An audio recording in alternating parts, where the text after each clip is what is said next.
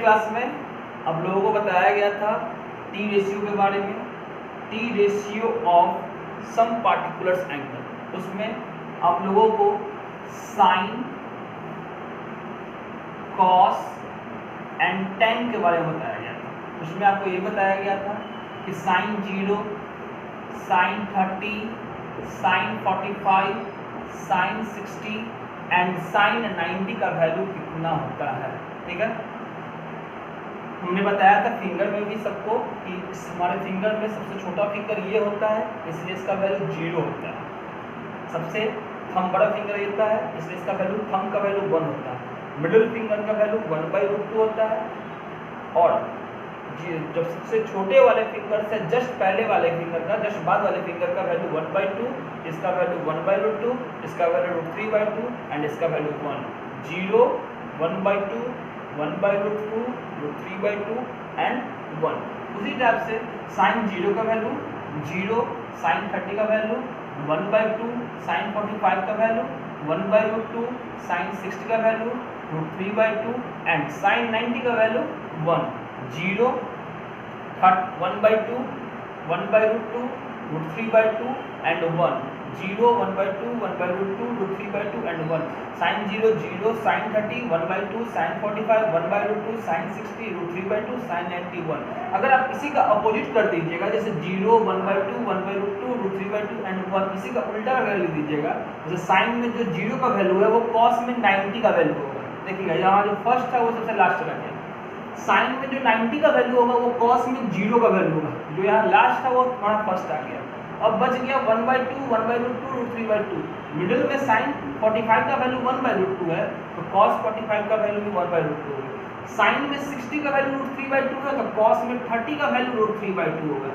Sign में 30 का value 1/2 है, तो कॉस में 60 का वैल्यू 1/2 होगा। मतलब जस्ट आप देखोगे 0, 1/2, 1/2, 3/2 एंड 1 जस्ट उल्टा हो गया। 0, 1/2, 1/2, 3/2 एंड 1। मतलब साइन में जैसे इंक्रीज कर रहा है वैसे ही कॉस में डिक्रीज कर रहा है। और ये भी याद रखिएगा, साइन का वैल्यू हमेशा इंक्रीज करता है, जैसे जैसे एंगल इंक्रीज करते जाएगा वैसे वैसे उसका वैल्यू इंक्रीज करते जाएगा।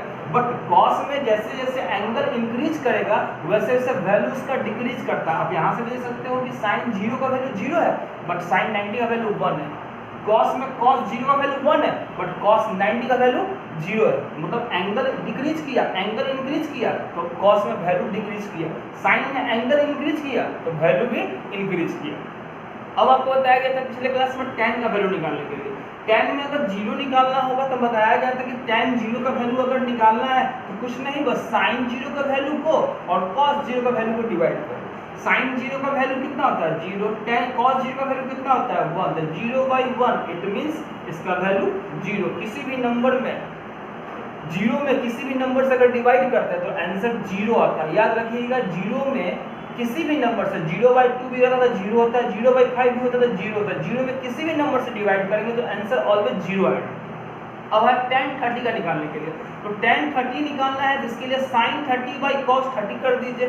sin 30 का वैल्यू होता है 1/2 और cos 30 का वैल्यू होता है 1/√3/2। 2 कैंसिल हो गया तो बच गया आपका 1/√3, यानी cos tan 30 का वैल्यू 1/√3। अगर आपको tan 45 का वैल्यू निकालना है तो इसके लिए sin 45/cos 45 कर दीजिए। sin 45 का वैल्यू 1/√2 होता है, cos 45 का वैल्यू 1/√2 होता है। 1/√2 डिवाइड 1/√2, आंसर आ जाएगा आपका 1। अगर आपको tan 60 का वैल्यू निकालना है, tan 60 निकालना है, इसके लिए sin 60 डिवाइड cos 60 कर देंगे। sin 60 का वैल्यू होता है √3/2 एंड cos 60 का वैल्यू होता है 1/2। 2 कैंसिल हो जाएगा तो √3 आ जाएगा। अगर आपको tan 90 निकालना है, tan 90 निकालने के लिए आप sin 90 को डिवाइड कर दो cos 90 से। sin 90 का वैल्यू होता है 1, cos 90 का वैल्यू होता है 0। और ये भी बताया गया था पिछले हम जस्ट बताया था पीछे कि 0 में किसी भी नंबर से डिवाइड करेंगे तो आंसर 0 आएगा। लेकिन अगर इसका उल्टा हो जाए, किसी भी नंबर में 0 से डिवाइड करें तो उसका आंसर हमेशा नॉट डिफाइंड होता है। मतलब 1/0 not defined, 2/0 not defined, 3/0 not defined, 4/0 not defined. मतलब 0 में किसी नंबर से डिवाइड करेंगे तो आंसर 0 आएगा, बट किसी नंबर में 0 से डिवाइड करेंगे तो उसका आंसर नॉट डिफाइंड होगा।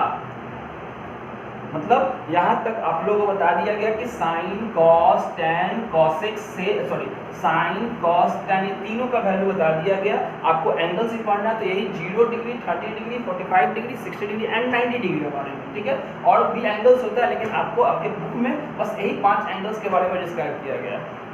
टोटल टी रेशियो 6 होता है तो यहाँ बस 3 टी रेशियो पर डिस्कशन किया गया है, साइन का, कॉस का, टेन का। अब आता है कॉसेक, कॉसेक टी रेशियो पहला।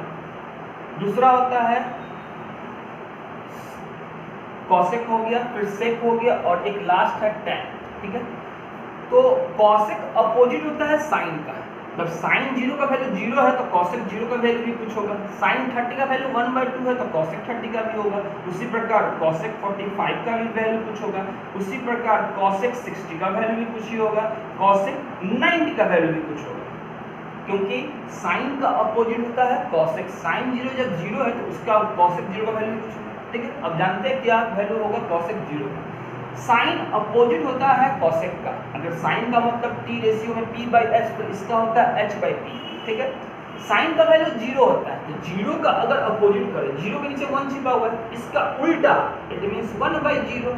अगर हम लोग किसी भी नंबर में 0 से डिवाइड करते हैं तो उसका आंसर नॉट डिफाइंड आता है। अभी आपको जस्ट बताया गया है। अब निकालना है कॉसेक 30 का वैल्यू, ठीक है। कॉसेक 30 का वैल्यू तो कॉसेक 30 उल्टा होगा साइन 30 का। साइन 30 का वैल्यू है 1/2 तो इसका उल्टा 2/1, अपोजिट 2/1 हो गया। कॉसेक 45 का निकालना है तो साइन 45 का अपोजिट हो जाएगा। साइन 45 का वैल्यू 1/2 है तो इसका अपोजिट 2/1 हो जाएगा। कॉसेक 60 का निकालना है तो कॉसेक अपोजिट होता है साइन का। साइन 60 है √3/2 तो इसका हो जाएगा 2/√3।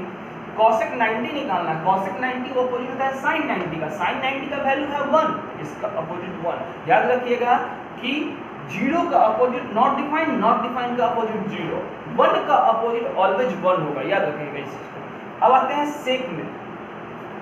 सेक 0 निकालना है, सेक 30 निकालना है, सेक 45 निकालना है, सेक 60 निकालना है एंड सेक 90 निकालना है, ठीक है। सेक 0 अपोजिट होगा कॉस 0 का। कॉस 0 का वैल्यू है 1 तो सेक 0 का वैल्यू भी 1 हो जाएगा।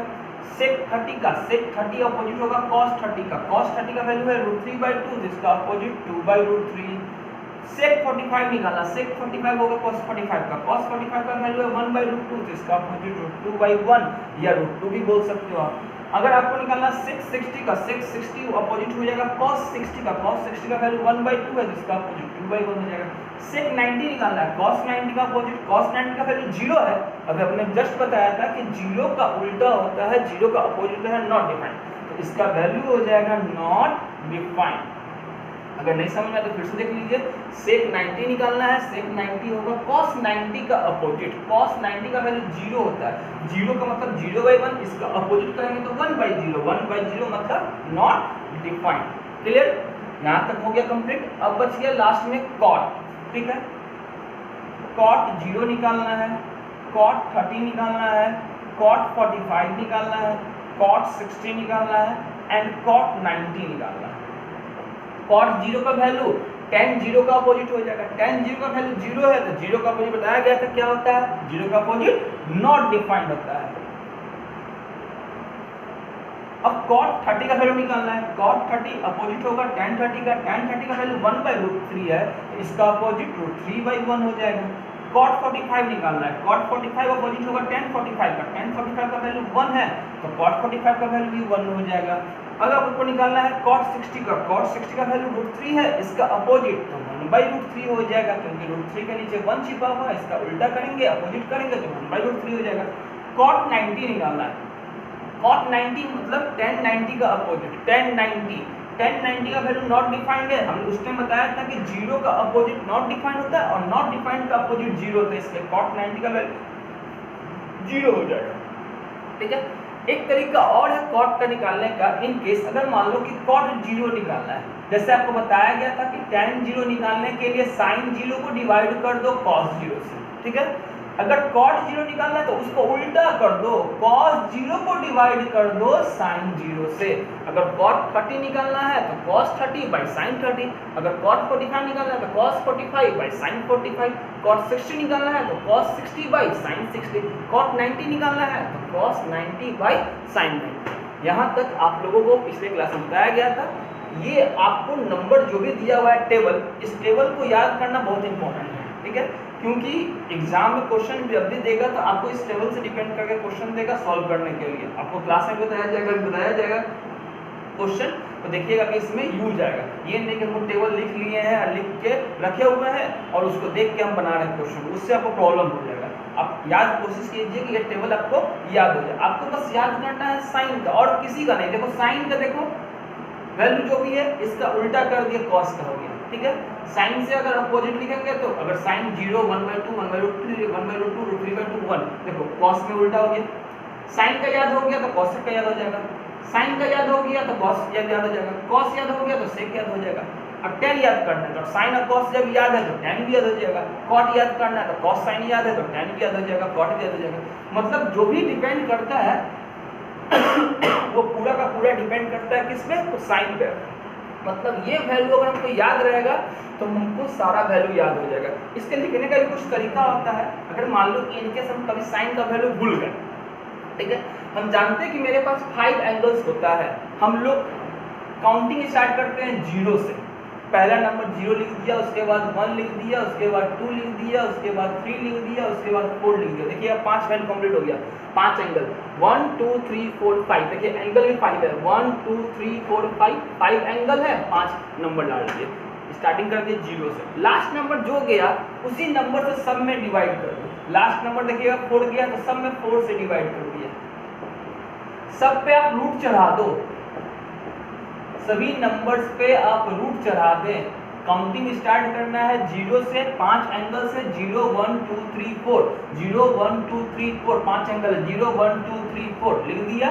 लास्ट नंबर मेरा 4 है तो 4 से सब में डिवाइड कर दिया और सब पर रूट भी चढ़ा दिया। 0/4 मतलब 0, 1/4 1/4, ये कट जाएगा तो 1/2 आ जाएगा, ये नहीं कटेगा 3/4 हो जाएगा, ये कट जाएगा तो रूट 1 हो जाएगा। 0 का स्क्वायर रूट 0, 1 का स्क्वायर रूट 1, 4 का स्क्वायर रूट 2, 1 का स्क्वायर रूट 1, 2 का स्क्वायर रूट 9 निकलेगा तो रूट 2, 3 का स्क्वायर रूट 9 निकलेगा तो रूट 3, 4 का स्क्वायर रूट निकलेगा तो 2 हो जाएगा। 1 का स्क्वायर रूट 1, देखिएगा ये आपका साइन का वैल्यू होगा। अगर ध्यान से देखिए देख लो, sine 0 0, sine 30 1/2, sine 45 1/√2, sine 60 √3/2 and sine 90 1। ये आपको याद करने का भी तरीका है। मतलब जो भी क्वेश्चन अब देखेंगे हम लोग, अब आगे इसके आगे क्वेश्चन सॉल्व किया जाएगा। सॉल्व में क्वेश्चन में देखिएगा तो आपको इसका डिपेंड है। अब आपको याद करना है इस टेबल को, ठीक है। अब हम क्वेश्चन बताएंगे इसके आगे।